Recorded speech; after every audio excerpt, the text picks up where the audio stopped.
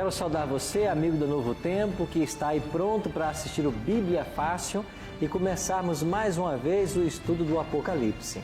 Muito obrigado pela sua companhia ao longo dessas semanas e eu queria aproveitar e convidar você também para visitar uma igreja adventista do sétimo dia perto da sua casa. Se você conhece uma igreja, muito bem, será muito bem-vindo. Se você não sabe aonde encontrar, acesse o nosso site encontreumaigreja.com.br. Ali você vai colocar o seu estado, sua cidade, o seu bairro e você vai descobrir uma igreja adventista bem perto da sua casa. Aos domingos à noite, nós estamos estudando o livro do Apocalipse. E as dúvidas que você não conseguir tirar aqui, você poderá tirar lá, junto a um professor em nossas igrejas. Obrigado pela sua companhia. Chegamos ao capítulo 10 do livro do Apocalipse e o tema que hoje nós vamos estudar fala a respeito de João e o livrinho aberto. Capítulo 10 de Apocalipse. Qual é a mensagem que esse capítulo ensina para todos nós? Que experiência ali está registrada? É isso que nós iremos descobrir. Nós estamos aqui com um grupo de amigos vindos de vários estados brasileiros ao longo dessas semanas, fazendo um estudo no livro de Apocalipse. Vocês são muito bem-vindos também, obrigado pela presença de vocês e eu espero que vocês possam estar aproveitando os dias que aqui estamos passando juntos. Eu queria convidar você agora para que nós orássemos a Deus antes de começarmos então o estudo de hoje. Pai de amor, graças te rendemos por estarmos juntos mais uma vez. Queremos convidar o Teu Divino Espírito Santo para nos acompanhar agora, enquanto vamos estudar a Tua Palavra. Ajuda-nos a compreender os mistérios desse capítulo 10 e a entender a Tua vontade para a nossa vida. Por Jesus te oramos. Amém. Vamos abrir então nossas Bíblias em Apocalipse capítulo 10. Começamos o capítulo lendo o seguinte: Vi outro anjo forte descendo do céu, envolto em nuvem, com um arco-íris por cima da sua cabeça. O rosto era como o sol e as pernas como colunas de fogo. Você está lembrado desta descrição, que nós já lemos algo parecido no livro do Apocalipse? Estão lembrados da primeira visão que João teve de Jesus lá em Apocalipse capítulo 1? Alguns elementos daquela visão aparecem aqui novamente. Não há dúvidas de que este anjo forte que desce do céu é o próprio Jesus Cristo. Um outro detalhe, esse anjo está envolto em nuvens. Esta é uma expressão muito comum para Jesus, né? O Apocalipse 1:7 diz: Eis que vem com as nuvens. Jesus disse lá em Mateus 24, quando vier o Filho do Homem, ou quando vocês virem o Filho do Homem vindo sobre as nuvens dos céus. Então esse que vem com as nuvens, ele é Cristo. Mas pastor, Jesus é um anjo? Não, Jesus não é anjo. Jesus é Deus. E Jesus também é homem, porque ele assumiu a natureza humana. Mas a Bíblia, às vezes, usa a expressão anjo, anjo do Senhor, também para Jesus Cristo. Você se lembra quando Josué estava para entrar na terra prometida e enquanto ele buscava a direção de Deus, apareceu ali um anjo e ele até achou que fosse o inimigo e ele começou a querer lutar com o anjo, perguntou: quem é você? Você é nosso inimigo? E o anjo disse: não, eu sou um anjo do exército do Senhor e eu vim para te ajudar e para te dar orientação. E aí Josué o adorou e o anjo aceitou a adoração. Por quê? Porque ali era o próprio Cristo, porque anjo nenhum aceita adoração. Aqui no Apocalipse mesmo, lembra que João tentou adorar ao anjo em um dado momento, ele disse: vê, não faças isso, né? Está lá em Apocalipse 19, eu sou um conservo teu, eu sou um anjo, não me adora, não, adora a Deus. Então os anjos na Bíblia, eles não aceitavam adoração. E quando você tem um anjo que aceita, é porque não é um anjo, porque é o Senhor Jesus, como na experiência de Josué. Então aqui você tem um anjo forte descendo do céu. É Cristo, que aqui é chamado de anjo. E esse Cristo, ele tem o arco-íris por cima da sua cabeça. Estão lembrados do arco-íris do capítulo 4? Ao redor do trono de Deus? Mas o elemento que identifica aqui é a divindade, não apenas um anjo. E aqui diz também que ele tem o rosto como o sol e as pernas como colunas de fogo. Esse rosto como o sol, lá no capítulo 1 já havia dito isso, né? O rosto dele brilhava como o sol na sua força. Então, o capítulo 10 de Apocalipse introduz uma visão do próprio Jesus Cristo. Agora vamos continuar então a nossa leitura e vamos descobrir o que é que esse capítulo 10 deseja nos ensinar. Apocalipse 10, 2 e 3. Tinha na mão um livrinho aberto. Pôs o pé direito sobre o mar e o esquerdo sobre a terra, e bradou em grande voz, como ruge um leão. E quando bradou, desferiram 7 trovões as suas próprias vozes. Aqui é dito que ele tinha na mão um livrinho aberto. Que livro é esse que Jesus tem em suas mãos agora? Muitos pensam, e eu concordo com a ideia, de que há uma relação muito íntima entre os livros de Daniel e Apocalipse. De fato, eles se complementam. Um é história, o outro profecia. E o Apocalipse é um complemento do livro de Daniel. Nós acreditamos de que esse livrinho na mão de Cristo é o próprio livro do profeta Daniel, como veremos mais adiante. Então, esse livrinho na mão de Cristo está aberto. E este livrinho agora fala de uma experiência doce e amarga pela qual João passaria. Vamos olhar então na história e tentar entender. Olha o verso 8, Apocalipse 10, 8. A voz que ouvi vinda do céu estava de novo falando comigo e dizendo: vai, toma o livro que se acha aberto na mão do anjo em pé sobre o mar e sobre a terra. Fui, pois, ao anjo, dizendo-lhe que me desse o livrinho. Ele então me falou: toma-o, devora-o. Certamente ele será amargo ao teu estômago, mas na tua boca ele será o quê? Doce como mel.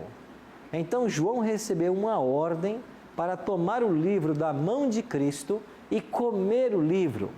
E quando ele come o livro, ele diz que na boca era doce, mas quando, porém, o comi, o meu estômago ficou amargo. O que representa essa experiência de comer o livro, na boca ele ser doce e depois ele se tornar amargo? Os episódios ou os acontecimentos do capítulo 10 de Apocalipse, eles estão vinculados ao livro do profeta Daniel. Nós cremos de que esse livrinho na mão de Cristo é o livro do profeta Daniel. E Guilherme Miller foi um homem que estudou profundamente as profecias de Daniel. Ele era um fazendeiro, membro da Igreja Batista, e ele dedicou vários anos da sua vida a estudar o livro de Daniel, principalmente Daniel 8:14. E eu queria convidar você a olhar com atenção esse capítulo e esse versículo. Mantenha a sua Bíblia também marcada em Apocalipse e vamos lá para Daniel, no capítulo 8, verso 14. Assim está escrito: ele me disse: até 2.300 tardes e manhãs, e o santuário será purificado. Guilherme Miller estudou esse capítulo 8 de Daniel, mas esse verso ele não conseguiu entender o que significava. Então, Guilherme Miller foi para o Antigo Testamento e lá ele descobriu de que no livro de Êxodo, capítulo 25, verso 8, havia uma ordem de Deus para que um santuário fosse construído. Podemos ler também esse verso? E eu vou até pedir a Janete que leia para mim esse versículo. Êxodo 25, verso 8. Qual foi a ordem de Deus a Moisés aqui nesse texto? E me farão um santuário para que eu possa habitar no meio deles. Deus ordenou Moisés assim: vocês vão me fazer um santuário para que eu possa morar no meio de vocês. O desejo de Deus sempre foi de habitar com seu povo. Agora dê uma olhadinha no versículo 40, Êxodo 25, verso 40. Vê, pois, que tudo faças segundo o modelo que te foi mostrado aonde? No monte. Antes que Moisés construísse um santuário, Deus mostrou para ele um modelo. Qual foi o santuário que Moisés viu como modelo? É lógico que é o santuário celestial, porque se não havia nenhum santuário na terra e ele viu um modelo, só poderia ser o santuário celestial. Sempre existiu um santuário no céu, que é o local da habitação de Deus. E Deus falou: Moisés, você vai fazer um santuário conforme o modelo que eu te mostrei no monte. Então, o santuário terrestre, é claro que com todas as suas limitações, era uma cópia do santuário celestial. O que é que acontecia nesse santuário terrestre? Nós tínhamos alguns serviços. E quais eram esses serviços? Primeiro, era o serviço diário ou sacrifício contínuo. No Antigo Testamento, quando alguém pecava, deveria trazer um animal até o santuário. Era assim que se obtinha o perdão. Então, esse pecador colocava a mão sobre a cabeça do animal que ele trouxe ao santuário, na presença do sacerdote, e ele confessava o seu pecado. Simbolicamente, o pecado saía do pecador e ia para o animal. Agora, o pecador tinha que pegar um cutelo, uma espécie de faca, e tinha que matar o animal. Ou seja, o animal morria por causa do pecado que ele havia cometido. E enquanto o animal, a vítima, estava aí se contorcendo às dores da morte, o pecador tinha que ver nesse animal um símbolo do Messias, que um dia viria a morrer por ele. E a lição espiritual a ser aprendida era: sem derramamento de sangue, não há remissão de pecados. E toda vez que você pecar, alguém tem que morrer. Isto inibia o pecado e apontava para o sacrifício vicário de Jesus. Vocês se lembram de João Batista, quando ele declarou lá em João 1:29, eis o Cordeiro de Deus, apontando para Cristo, que tira o pecado do mundo? Então, todos os animais que morriam no santuário, eles tipificavam a Cristo. Guilherme Miller, esse fazendeiro batista, entendeu isso. Ele também entendeu que quando o sacerdote terminava de receber ali a confissão do pecador, ele tinha que pegar o sangue do animal que morria e levar para dentro do santuário. Assim o pecado saiu do pecador, foi para o animal e via sangue entrou no santuário. E isto contaminava o santuário. E uma vez por ano era preciso que esse santuário fosse purificado. E no dia da purificação do santuário, entrava em cena o sumo sacerdote, que era a mais alta autoridade em Israel. E havia um dia específico para que ele entrasse no santuário. Era o 10º dia do 7º mês no calendário judaico. Então, no 10º dia do 7º mês, o sumo sacerdote entrava no Santíssimo para fazer a purificação do santuário dos pecados que haviam sido registrados ao longo do ano inteiro. Então, este era chamado o dia da expiação. Agora, Guilherme Miller chegou em Daniel 8,14 e leu assim: até 2.300 tardes e manhãs, e o santuário será purificado. Miller pensou: quando começa esse período profético? Quando ele termina? Porque certamente a purificação do santuário envolve a volta de Cristo. Assim pensou Miller. E por que Miller chegou a essa conclusão? Porque assim pensavam as pessoas da sua época, de que a purificação do santuário fosse a volta de Cristo. Assim ele achava que, assim como Israel tinha um dia de juízo, esta expiação no santuário ou purificação simbolizava o julgamento final. Miller continuou então seus estudos e ele precisava agora achar a data inicial para a purificação do santuário. E ele encontrou esta data inicial no próprio livro do profeta Daniel. Olha agora Daniel, capítulo 9, verso 24 em diante. Daniel 9, 24 diz assim: 70 semanas estão determinadas sobre o teu povo, e sobre a tua santa cidade. Quanto tempo está determinado ao povo de Daniel? 70 semanas. Aqui fizemos um gráfico com as 70 semanas. Este período de 70 semanas foi destinado ao povo de Daniel, ou seja, aos judeus. 70 semanas em profecia significam 490 anos literais. Esse foi o tempo dado ao povo judeu, para que eles se arrependessem. Então, aqui em Daniel, você tem dois períodos proféticos: 2.300 anos para a purificação do santuário, 490 anos de oportunidade ou graça para o povo judeu. Mas quando começariam os dois períodos? Olha agora para o verso 25. Sabe e entende, desde a saída da ordem para restaurar e para edificar Jerusalém. Este era o acontecimento que marcaria o início dos períodos proféticos. Quando é que saiu a ordem para restaurar e edificar Jerusalém? No ano 457 a.C. Então Miller compreendeu que o ano 457 a.C. era a data inicial para este período de purificação do santuário, quando pensava ele que seria a volta de Jesus. Vamos então detalhar mais a profecia. Olha o verso 25 ainda, Daniel 9, 25.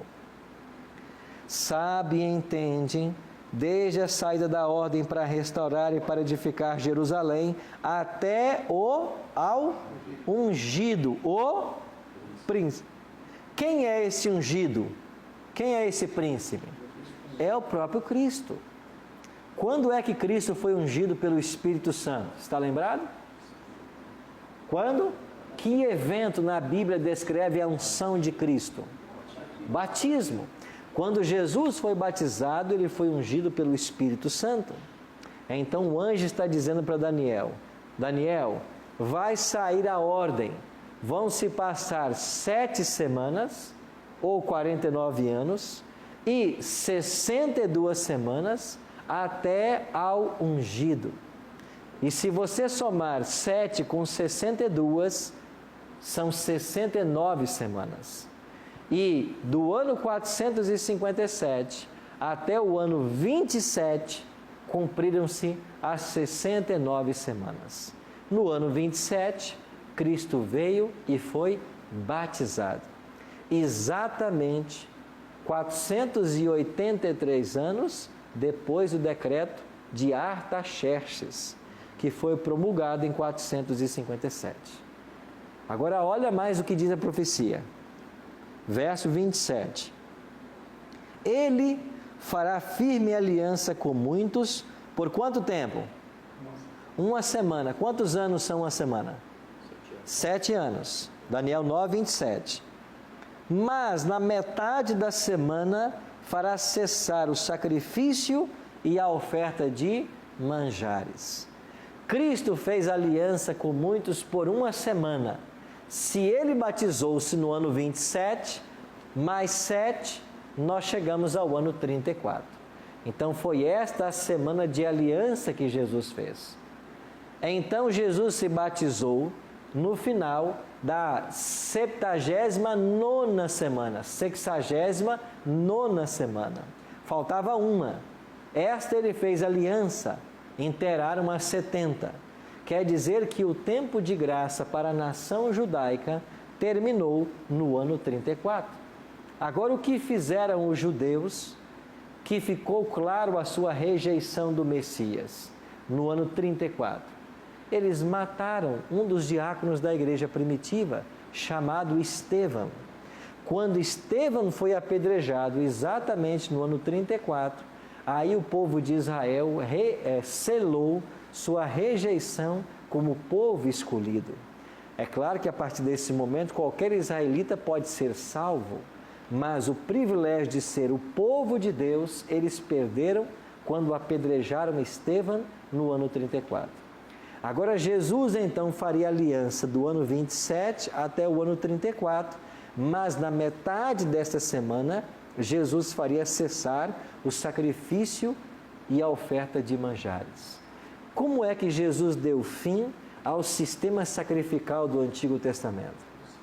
Ele próprio morrendo sobre a cruz.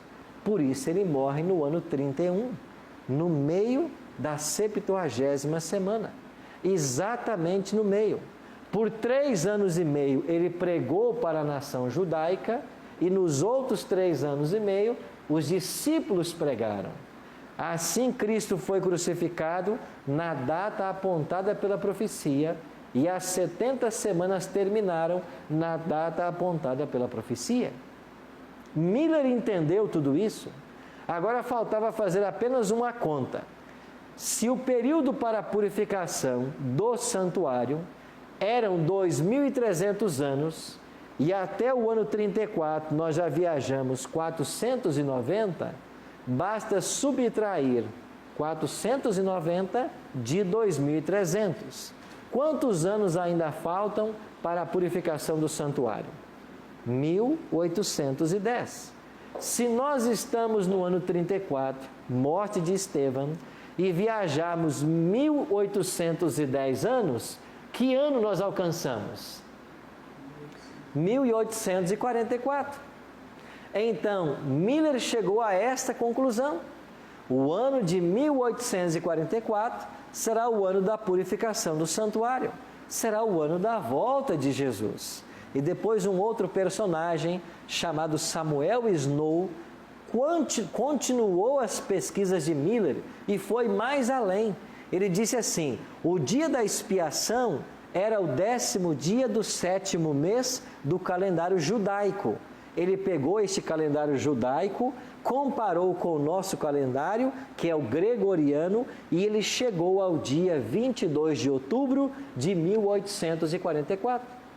Então, o dia da expiação dos judeus, no ano 1844, caiu no dia 22 de outubro. Pronto, eles descobriram agora a data da volta de Jesus. E isto foi, segundo a profecia de Apocalipse 10, doce na boca.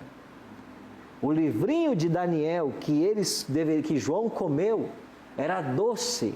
Por quê? Porque o livro de Daniel apresentou esta profecia e eles achavam que no dia 22 de outubro de 1844 Jesus voltaria. Por isso o livro doce na boca. Mas o Apocalipse 10 diz que esse doce na boca, quando chegasse no estômago, seria amargo. O que representa esse amargor na experiência de Guilherme Miller?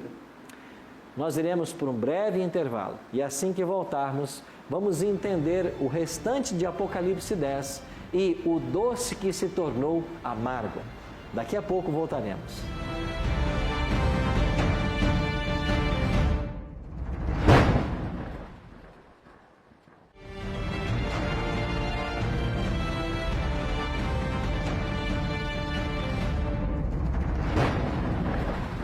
Estamos de volta com o programa Bíblia Fácil, hoje estudando sobre Apocalipse capítulo 10. Se você quiser ter um material, um guia de estudo com todas as informações que estão sendo apresentadas aqui no programa, nós temos uma linda revista para oferecer a você.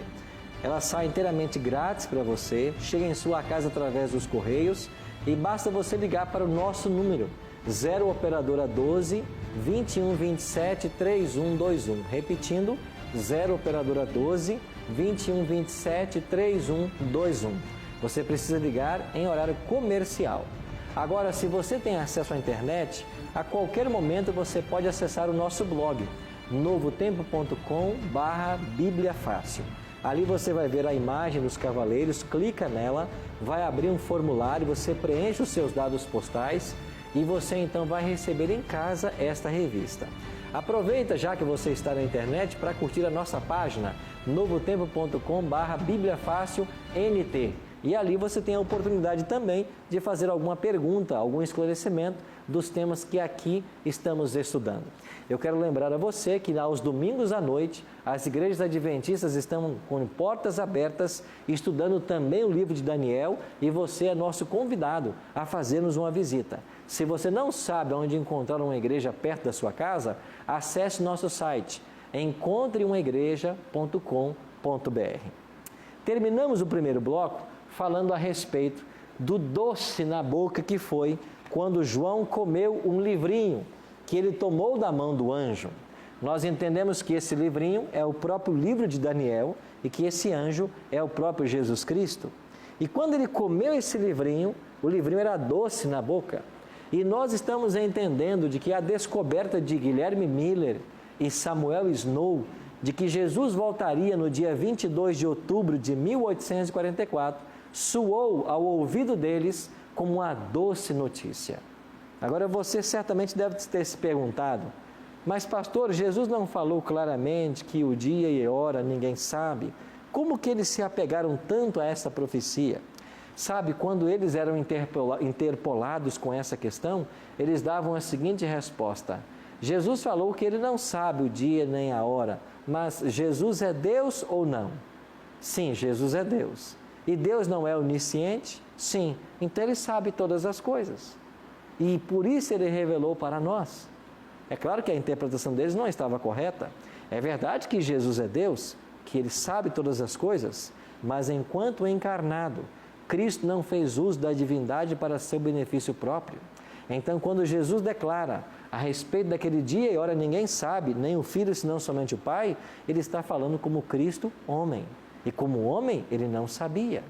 E durante os 33 anos que ele viveu na terra, quando ele se encarnou, Jesus abriu mão de usar o poder divino que ele sempre teve.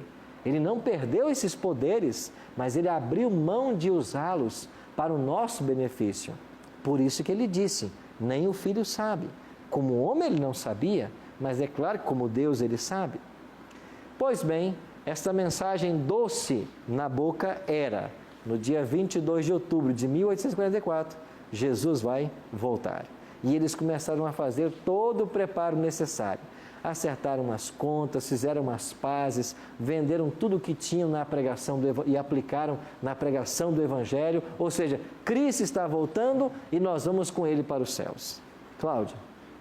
Pastor, o versículo 26 aqui de Apocalipse 9, depois das 62 semanas será morto o ungido. O senhor dá uma explicação clara a respeito disso? Você tem 7 semanas e 62. As 62 terminam no ano 27. Depois das 62, ele será morto. Depois quanto tempo? 3 anos e meio exatamente. Porque a profecia completou. Ele fará aliança com muitos por 1 semana e na metade da semana fará cessar o sacrifício contínuo. Então a metade vai ser o ano 31 e logicamente depois das 62, ou seja, depois do ano 27. Não, porque os dispensacionalistas, eles interpretam essa questão da última semana de Daniel de uma forma diferente, né? Sim, eles colocam essa semana para o futuro ainda, não é verdade? É verdade. Mas como você pode tirar essa semana desse momento? Se ela está dizendo que o ungido apareceria, ou que o Messias seria ungido, que 490 anos foram dados para o povo judeu, isso nos leva ao ano 34, que Jesus morreria na metade da 70ª semana. Então você, para tirar essa semana desse momento histórico, você tem que fazer um verdadeiro malabarismo. E outro detalhe, a visão dispensacionalista é tão perigosa, porque se você tira a 70ª semana desse momento, o que você faz com a cruz de Cristo? Você cancela completamente o sacrifício de Jesus. Porque na realidade o que eles explicam é que é o governo do anticristo nessa última semana das 70 semanas de Daniel. Mas a profecia não está falando nada disso, não é? Aonde a profecia falou do anticristo aqui? Aonde a profecia falou aqui sobre um domínio do anticristo de 7 anos? Porque ele também relata a respeito da aliança que o anticristo fará com o povo de Israel nesse período, não? Sim, mas aonde está isso na profecia? Aqui em Daniel 8:9 não aparece nada disso. Então eles às vezes pegam alguns textos de Daniel, mesclam com alguns de Apocalipse, para tentar jogar essa 70ª semana para o futuro. Mas como que você tira essa semana desse local?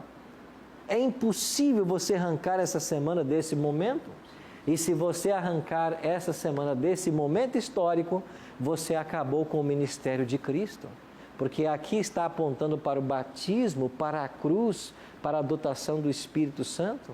Ou seja, essa tentativa dispensacionalista de tirar a 70ª semana desse local é um atentado ao ministério de Cristo.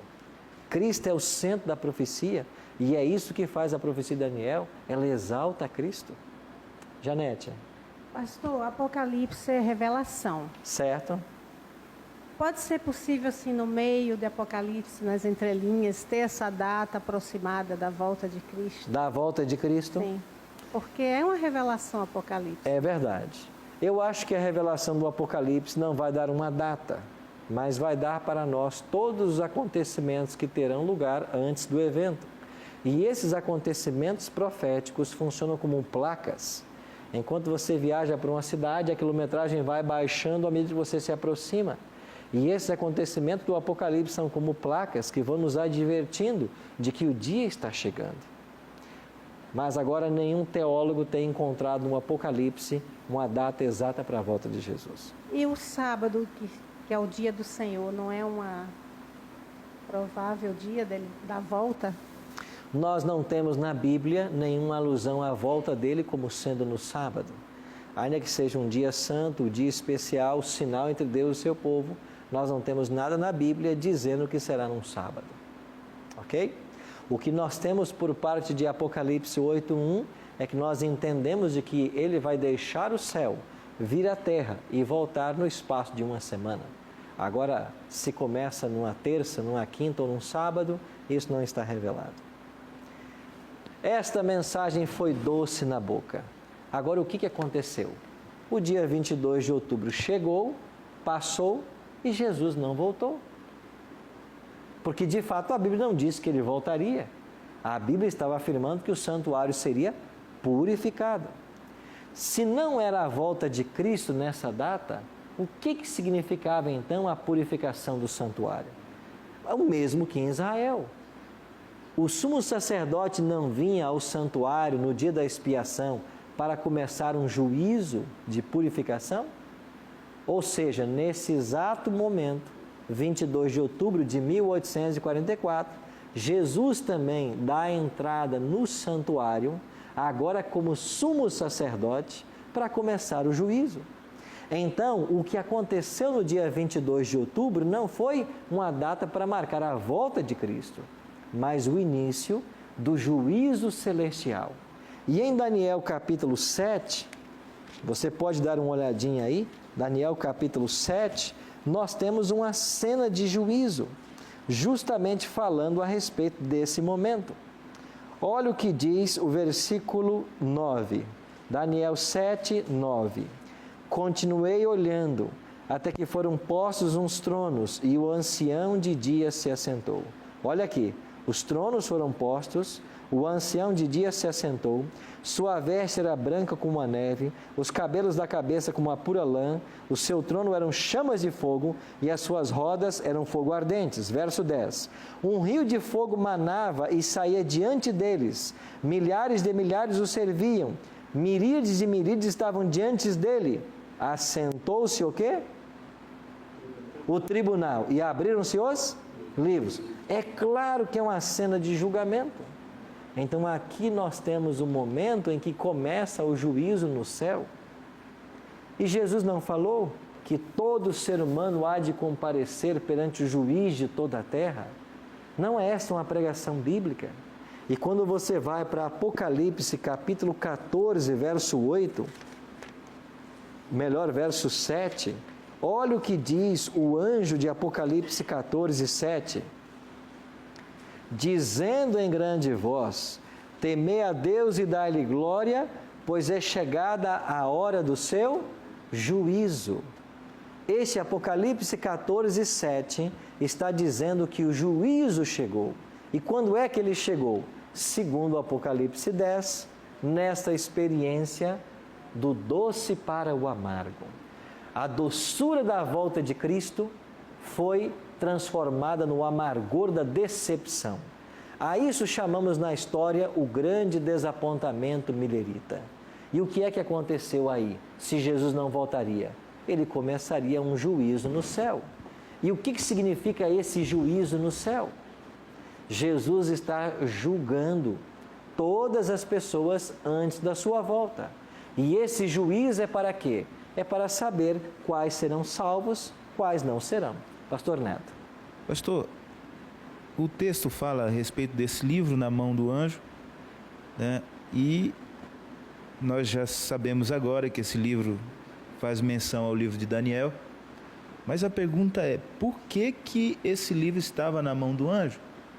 E por que o anjo estava segurando esse livro e dizia que ninguém poderia abrir esse livro, né? Que só era autorizado a um abrir esse livro, né? A um ser que poderia abrir esse livro.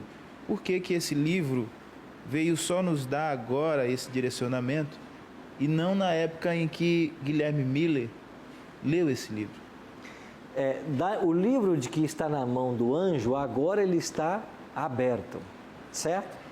Nós entendemos ser o livro de Daniel, mas agora ele está aberto, mas agora. Se você for para Daniel, no capítulo 12, assim que Gabriel, que é o anjo que está explicando para Daniel todas as profecias, olha qual a ordem que o anjo dá para Daniel, no capítulo 12 do seu livro e o versículo 4. Olha o que diz 12, 4. Tu, porém, Daniel, encerra as palavras e sela o livro até quando? Até o tempo do fim. Então o anjo Gabriel mandou Daniel escrever o livro e o selar até o tempo do fim. Quando é que chega o tempo do fim? Quando terminam as 2.300 tardes e manhãs. É por isso que agora Cristo tem um livro aberto, porque ele está se referindo ao desapontamento de Daniel 8,14. O tempo do fim chegou, é a hora do livro ser aberto. É por isso que agora ele está aberto na mão do anjo. Então, lá em Daniel, o livro ficou selado. E nem Daniel entendeu muitas coisas que ele escreveu. E durante as eras, enquanto o tempo do fim não chegasse, o livro de Daniel foi um mistério. Mas quando chegamos ao ano de 1844, ou até um pouco antes disso, começaram a intensificar as pesquisas sobre o livro. E quando o acontecimento de Apocalipse 10 teve seu lugar, que foi esse grande desapontamento, aí o livro de Daniel agora abriu-se perante o conhecimento de todos. Então, esse período do tempo do fim, que se inicia com o julgamento? Exatamente, o julgamento começa quando chega o tempo do fim. Em que Jesus ele sai de uma parte do tabernáculo e passa... Como se ele fosse sacerdote até Exato. 1844, e agora ele é sumo sacerdote. E como sumo sacerdote, ele tem que começar o juízo. Então o tempo do fim chega na hora que chega o juízo. E o livro de Daniel, que estava selado até essa data, agora tem que ser aberto. Por isso ele já está aberto na mão de Cristo. Entendi. Obrigado, pastor. Entenderam? E agora qual é a mensagem que esse livro apresenta? Vocês passarão por um grande desapontamento. O livro doce vai se tornar amargo. Mas agora o que fazemos? Aí chegamos em Apocalipse capítulo 10, no último verso, que é o verso 11. Olha o que diz Apocalipse 10, verso 11. Então me disseram para João, é necessário que ainda o quê?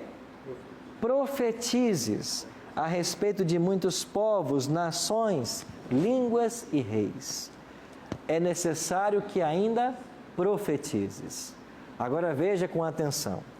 Quando termina o grande desapontamento milerita, no dia 22 de outubro de 1844, esse grande movimento milerita faz parte do segundo grande reavivamento nos Estados Unidos, quando milhares de pessoas ao redor do mundo esperavam Jesus voltar nessa data.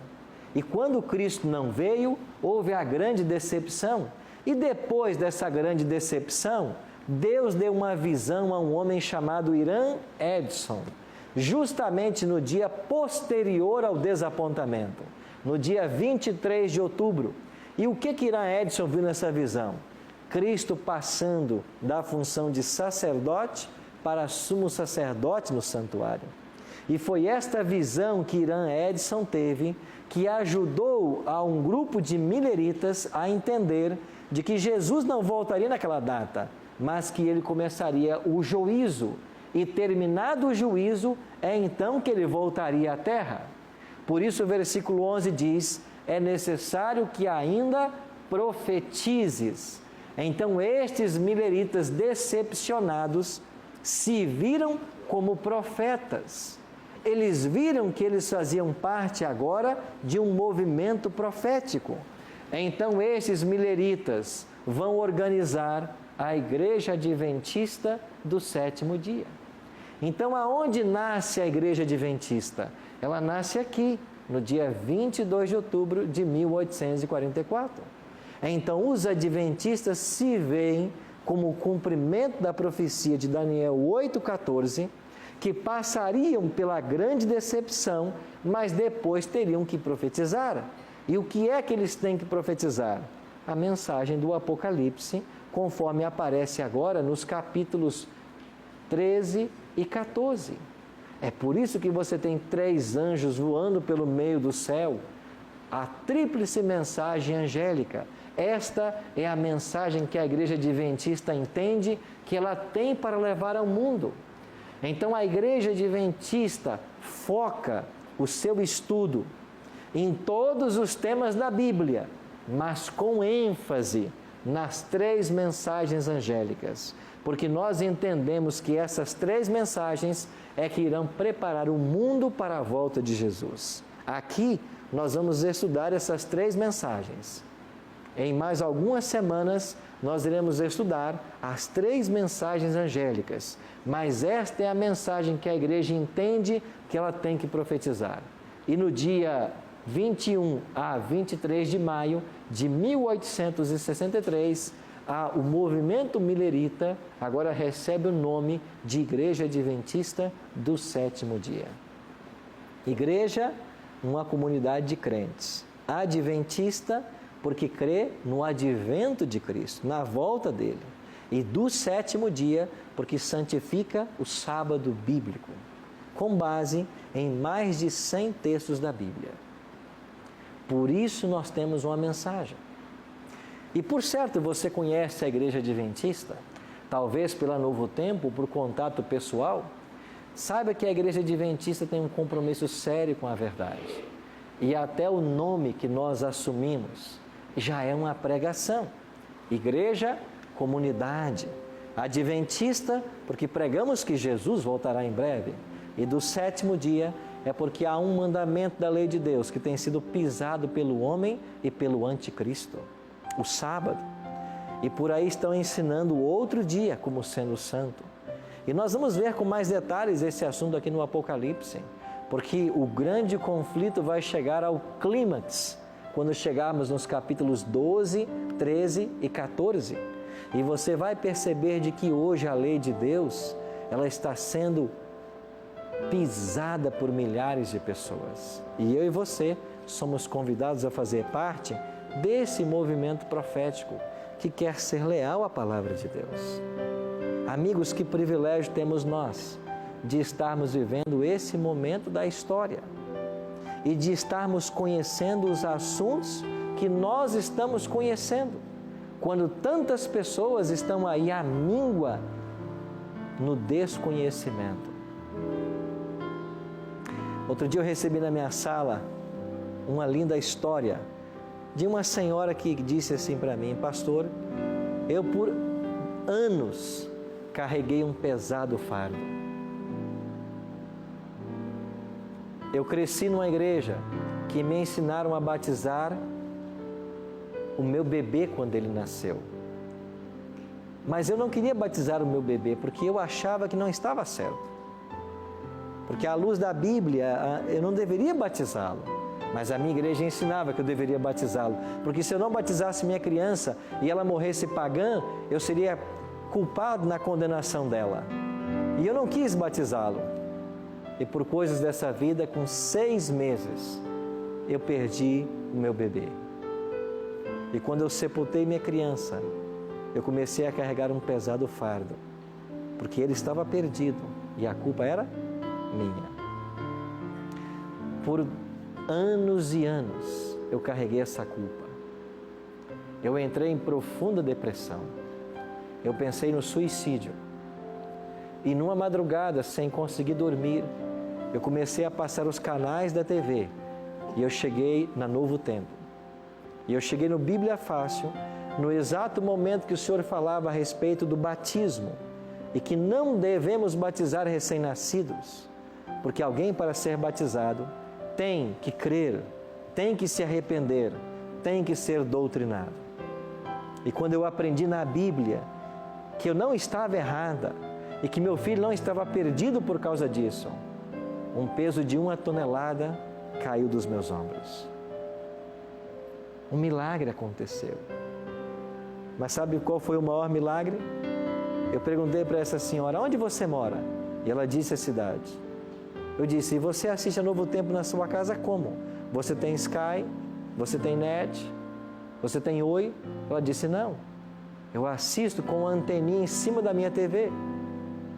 E eu disse para ela, mas na sua cidade não tem Novo Tempo em canal aberto. Não tem? Mas eu assisto a Novo Tempo há mais de 1 ano. Pois esta mulher assiste a Novo Tempo em canal aberto, numa cidade que não tem canal aberto. Sabe por quê? Porque Deus queria alcançá-la. Porque Deus queria tirar esse pesado fardo que alguém colocou por ignorância da palavra de Deus. Por isso Jesus disse assim em João 8,32, conhecereis a verdade e a verdade vos libertará. Jesus quer cuidar de você. Ele quer libertar você. Ele vai trazer ao seu conhecimento tudo o que você precisa para estar pronto para a volta dele. Agora você precisa abrir seu coração. Enquanto ouviremos essa música agora, enquanto você ouvir que Deus cuida de você, lembre-se, nós precisamos conhecer essa palavra e conhecer esse Deus que cuida de nós em toda e qualquer situação.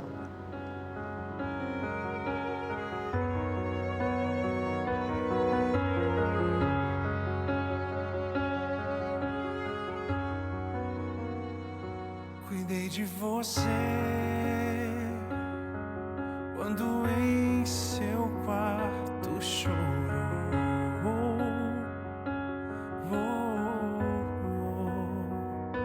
Cuidei de você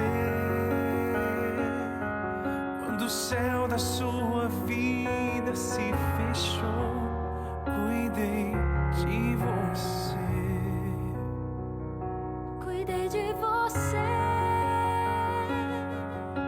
no dia em que seu filho se foi e sentiu-se só. Cuidei de você no leito daquele hospital. Cuidei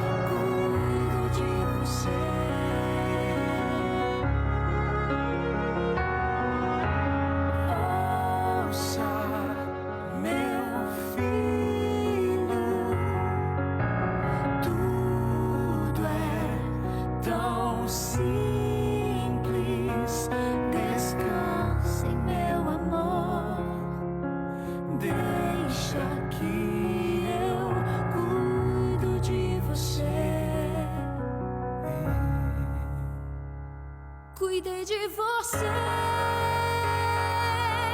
Quando seu coração se quebrou,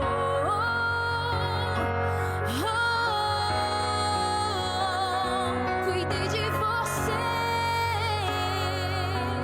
Quando a situação apertou, cuidei de você.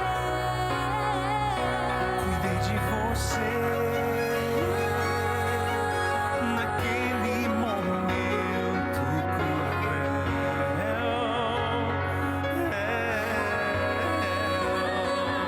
Cuidei de você quando algo tirou o seu chão. Cuidei de você.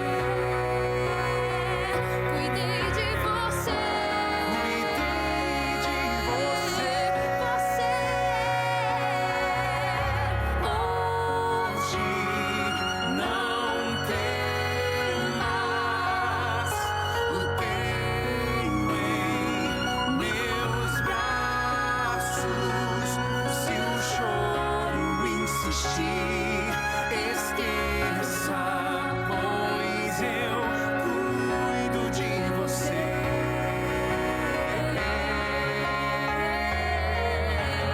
Ouça, meu filho, tudo é tão simples. Descanse em meu amor. Deixa que eu cuido de você.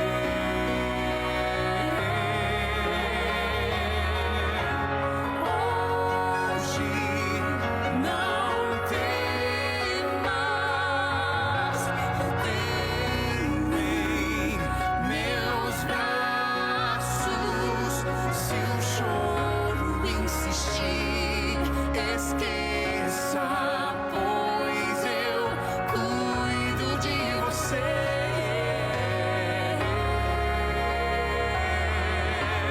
Ouça, meu filho, tudo é tão simples. Descanse em meu amor. Deixa que eu cuido de você. cuidei de você no seu dia mais feliz. Cuidei de você em cada conquista que fez. Cuidei de você, filho, eu cuido de você.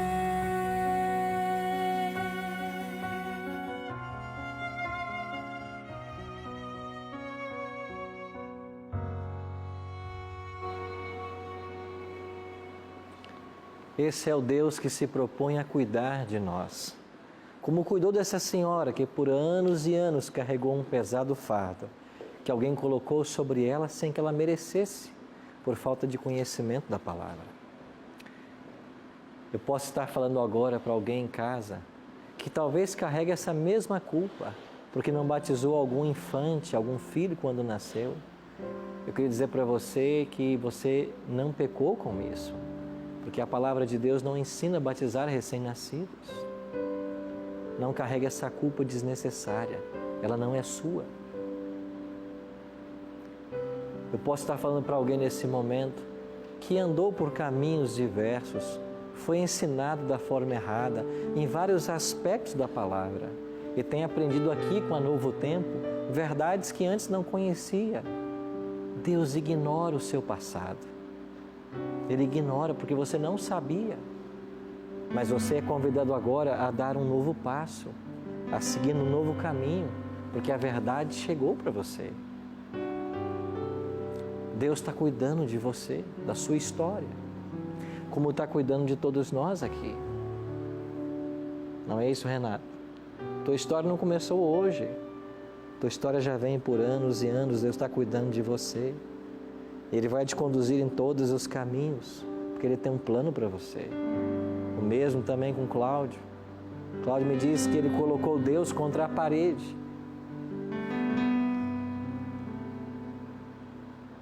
Queria uma resposta. E Janete, Deus está dando para vocês essa resposta. Quando você é sincero e busca a verdade, ela vai chegar. O mesmo também com Rosângela e Cláudio. Vocês estão buscando a verdade. A verdade está batendo a porta para vocês.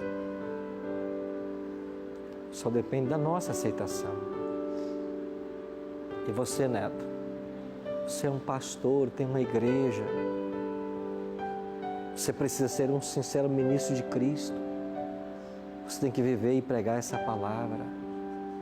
Talvez verdades que você não conhecia até aqui, mas Deus está chamando você para ser um pastor segundo o coração dEle, para ser sincero com a palavra, porque só toda a verdade liberta. E Jesus falou que quando o Espírito Santo viesse, Ele não convenceria de uma verdade, mas Ele nos levaria a toda a verdade. Talvez há verdades que você precise saber ainda. Talvez tem coisas que você está começando a descobrir agora, mesmo sendo um pastor, um guia espiritual. Deus está cuidando de você também. E quer usar você para cuidar do rebanho. Deus está cuidando de você que nos assiste agora. Porque Deus tem um plano na sua vida. E eu queria orar por você, para que nesse momento o Espírito Santo te abraçasse e abraçasse a todos nós. E nós sentíssemos o amor de Cristo bem de perto e os planos que Ele tem para a nossa vida. Ore comigo. Pai Santo, obrigado porque o Senhor nos ama. E obrigado porque ao vermos nesse capítulo 10 de Apocalipse a condução da história do Teu povo, nós nos maravilhamos com esse Deus cuidadoso, com esse Deus que já tem um remédio antes que a doença chegue, com esse Deus que marcou as datas, marcou o cumprimento da profecia, com esse Deus que veio se encarnar, ser um de nós e morrer naquela rude cruz para nos dar o direito da vida eterna. Obrigado por essa 70ª semana, pelo ministério de Cristo, pelos milagres e, sobretudo, pela promessa da breve volta. Nós queremos nos preparar para Te receber em glória e majestade. Nós queremos aprender a Te amar. Nós queremos aprender a respeitar a Tua palavra. Por isso, bom Deus, nos ajude. Queremos abrir nosso coração ao Senhor. E agora visita também a cada amigo telespectador que está sintonizado no Bíblia Fácil agora. Que o Teu Espírito Santo possa abraçá-los, que eles sintam a Tua companhia, que eles sintam o quanto eles são amados e os planos que o céu tem para cada um deles. É a nossa oração, em nome de Cristo. Amém. Obrigado pela sua presença no Bíblia Fácil de hoje.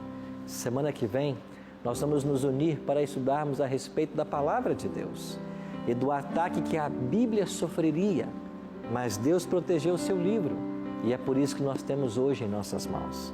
Eu espero por você semana que vem.